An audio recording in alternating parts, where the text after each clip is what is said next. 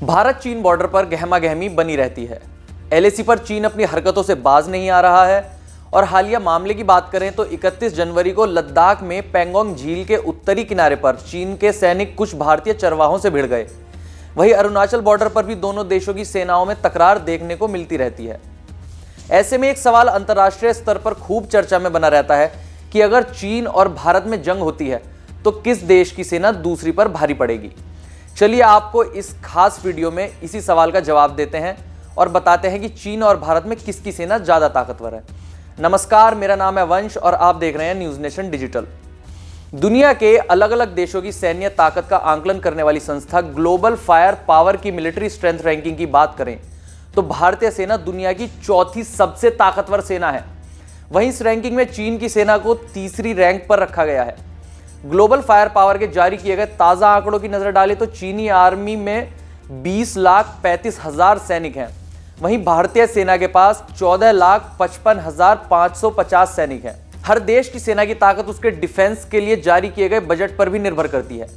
Global fire power के जारी आंकड़ों के मुताबिक अगर चीनी डिफेंस बजट की बात करें तो चीन ने $227 बिलियन का बजट डिफेंस के लिए जारी किया है। वहीं भारत ने 2024 के अंतरिम बजट में डिफेंस के लिए बजट बढ़ाया है। 2024 अंतरिम बजट में रक्षा क्षेत्र के लिए $75 बिलियन का बजट रखा गया है। अब आइए दोनों देशों की मिलिट्री उपकरणों की तुलना करते हैं। सबसे पहले तुलना लैंड पावर की करें तो चीन के पास 5,000 टैंक हैं, वहीं भारत के पास 4,614 टैंक हैं। अब बात टोड आर्टिलरी की करें तो भारत के पास टोड आर्टिलरी ज्यादा है। भारत के पास 3,243 टोड आर्टिलरी है, वहीं चीन के पास 1,434 टोड आर्टिलरी है। एयर पावर की तुलना करें तो चीन के पास कुल 3,304 एयरक्राफ्ट हैं, जिनमें से 1,207 फाइटर एयरक्राफ्ट हैं। वहीं भारत के पास कुल 2,296 एयरक्राफ्ट हैं, जिनमें से 606 फाइटर एयरक्राफ्ट हैं। अब बात एरियल टैंकर्स की करते हैं। एरियल टैंकर वो विमान होता है जो हवा में किसी भी फाइटर जेट में ईंधन भरने का काम करता है। चीन के पास 10 एरियल टैंकर्स हैं, वहीं भारत के पास 6 एरियल टैंकर्स हैं। हेलीकॉप्टर की बात करें तो चीन के पास 913 हेलीकॉप्टर हैं, जिसमें से 281 अटैक हेलीकॉप्टर हैं। वहीं भारत के पास 869 हेलीकॉप्टर हैं, जिसमें से 40 अटैक हेलीकॉप्टर शामिल हैं। नौसेना शक्ति की बात की जाए तो चीन की फ्लीट स्ट्रेंथ 730 है, जो कि दुनिया भर में दूसरे स्थान पर है।